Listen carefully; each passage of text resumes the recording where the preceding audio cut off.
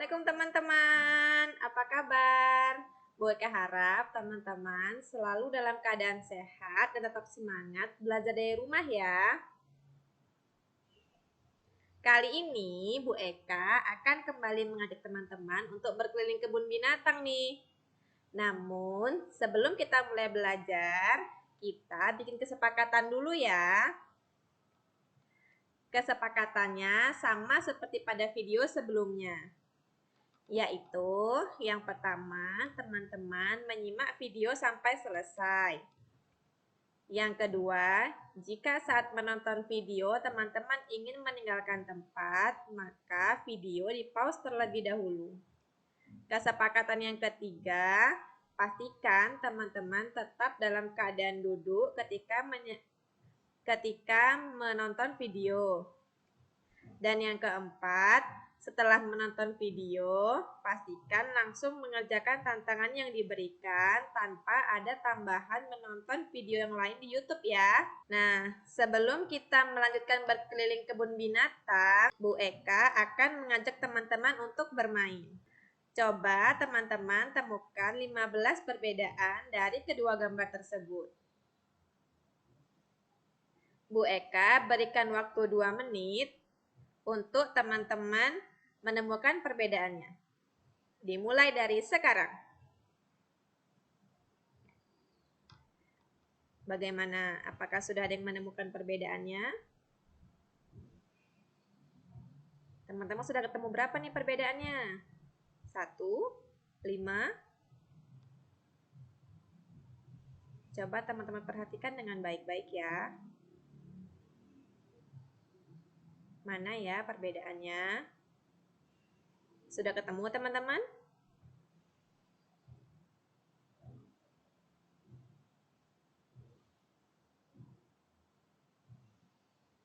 Oke. 30 detik lagi.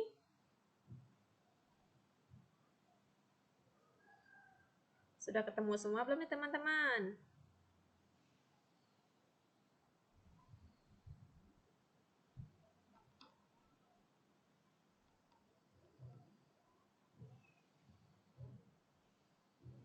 Oke, mari kita cek jawabannya sama-sama ya.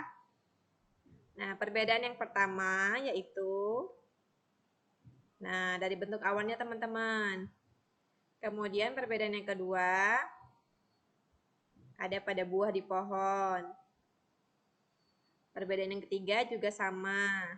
Yang satu buahnya berwarna orange, yang satu buahnya berwarna kuning. Kemudian pada gunung teman-teman. Selanjutnya pada cabang pohon. Kemudian ada pada gajah. Kemudian pada ekor gajah. Kemudian pada rumput. Pada daun. Nah, pada buah yang jatuh di tanah. Ini yang selanjutnya. Pada belalai anak gajah. Nah, pada bunga. Pada rumput. Dan yang terakhir juga pada rumput.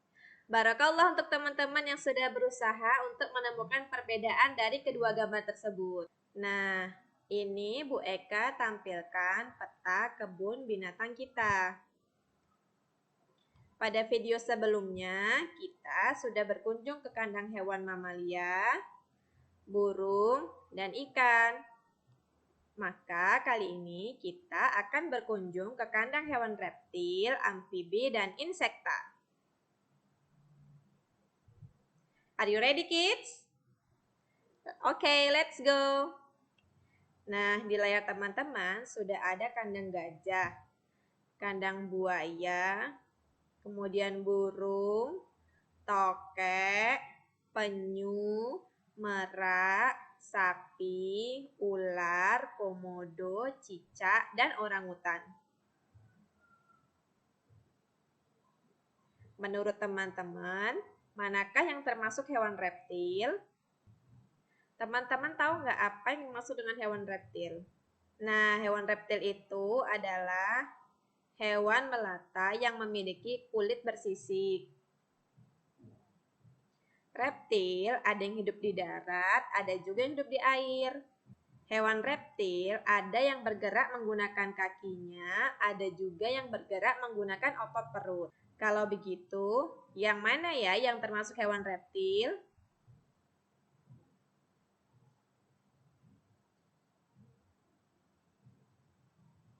Kita cek sama-sama ya, teman-teman.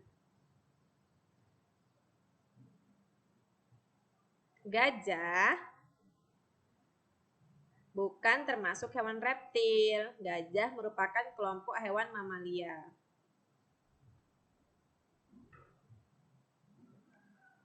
Buaya merupakan hewan reptil. Kalau burung?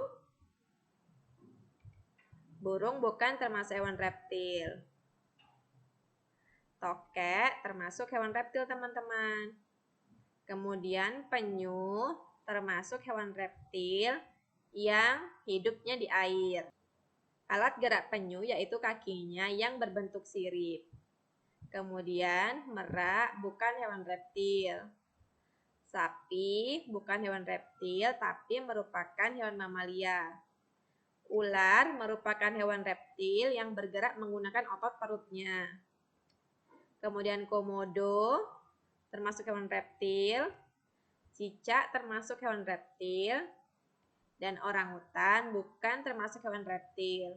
Karena orangutan termasuk dalam kelompok hewan mamalia. Nah, berikut ini adalah bagian-bagian tubuh hewan reptil. Bu Eka mengambil contoh komodo. Bagian tubuh yang pertama yaitu adalah ekor. Ekor pada komodo berfungsi sebagai alat pertahanan diri. Kemudian ada kaki belakang dan kaki depan yang berfungsi sebagai alat geraknya.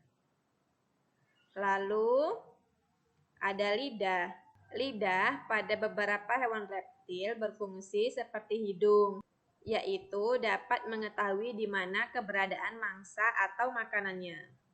Selanjutnya, kita berkunjung ke kandang amfibi. Apakah hewan amfibi itu? Teman-teman ada yang tahu? Nah, hewan amfibi itu adalah hewan yang hidup di dua alam, yaitu di darat dan di perairan. Salah satu contohnya adalah katak. Pada saat berudu, katak hidup di perairan. Lalu saat dewasa, katak hidup di darat. Hewan amfibi mengalami perubahan bentuk dan fungsi tubuh sejak hewan muda hingga hewan dewasa. Nah, berikut ini Bu Eka tampilkan daur hidup katak. Nah, dari telur menjadi berudu, kemudian berudunya tumbuh kaki, kemudian saat sudah dewasa, ekornya mulai menyusut dan mulai tumbuh 4 kaki. Lalu menjadi katak dewasa dan sudah tidak ada ekornya. Selanjutnya yaitu bagian-bagian tubuh amfibi.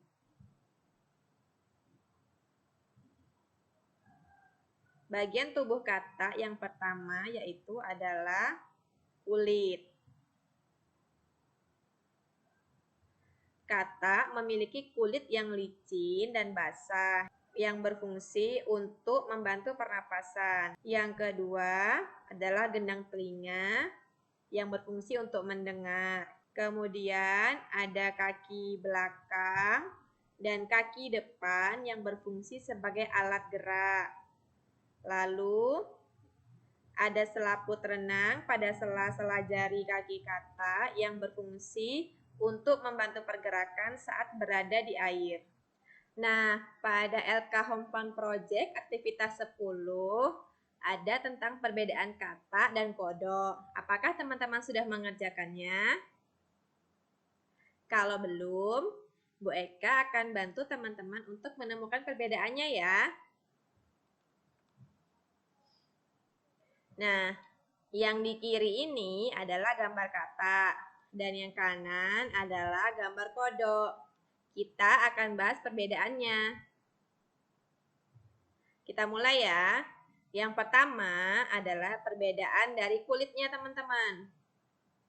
Nah, kalau kulit kata itu cenderung lebih mulus, licin, dan terlihat basah.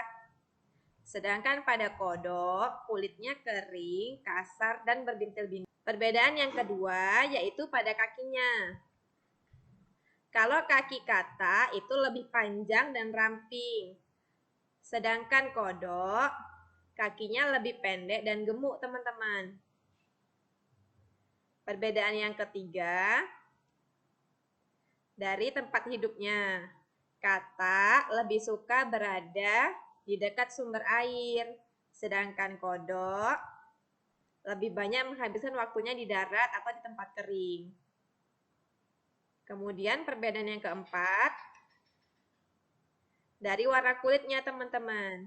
Kalau kata, warna kulitnya lebih bervariasi, sedangkan kodok biasanya warna kulitnya berwarna coklat. Selanjutnya adalah kelompok hewan insekta atau serangga. Hewan jenis ini merupakan hewan yang paling banyak jumlahnya, teman-teman, di antara jenis hewan yang lain. Ciri-ciri hewan serangga yaitu yang pertama, mempunyai 3 pasang kaki. Yang kedua, mempunyai sepasang antena. Yang ketiga, mempunyai mata majemuk. Dan yang keempat, mempunyai mulut. Sebagian besar serangga mempunyai 2 pasang sayap. Namun, ada juga serangga yang tidak mempunyai sayap. Contohnya kutu dan semut. Nah, berikut ini adalah bagian-bagian tubuh insekta atau serangga. Terdiri dari kepala, kemudian badan, lalu perut, kemudian ada kaki, lalu sayap. Nah, kaki dan sayap pada serangga berfungsi sebagai alat gerak, teman-teman. Kemudian ada antena yang berfungsi sebagai alat peraba dan penciuman. Kemudian ada mata jemu atau faset yang dapat melihat ke berbagai arah. Oke, kita lanjut. Nah, berikut ini adalah serangga-serangga yang disebutkan dalam Al-Quran. Yang pertama ada lalat dalam Quran surah Al-Hajj ayat 73. Lalu ada nyamuk dalam surah Al-Baqarah ayat 26. Ada lebah dalam surat An-Nahl. Ada rayap dalam Quran surat An-Naml. Ada kutu dalam surah Al-A'raf ayat 133. Kemudian ada semut dalam Quran surah An-Naml. Lalu ada laba-laba dalam Quran surah Al-Ankabut ayat 41. Menurut teman-teman, apakah laba-laba termasuk ke dalam jenis hewan serangga? Apakah teman-teman tahu jawabannya? Nah, untuk tahu apakah laba-laba termasuk ke dalam hewan jenis serangga atau bukan, kita akan membahasnya pada video yang selanjutnya. Alhamdulillah, selesai sudah pembelajaran kita pada materi kali ini. Bu Eka harap apa yang Bu Eka paparkan dapat teman-teman pahami dengan baik. Jangan lupa setelah ini mengerjakan tantangannya ya. Terima kasih sudah menyaksikan video kali ini. Bu Eka ucapkan jazakumullahu khairan katsiran. Assalamualaikum warahmatullahi wabarakatuh. Sampai jumpa teman-teman.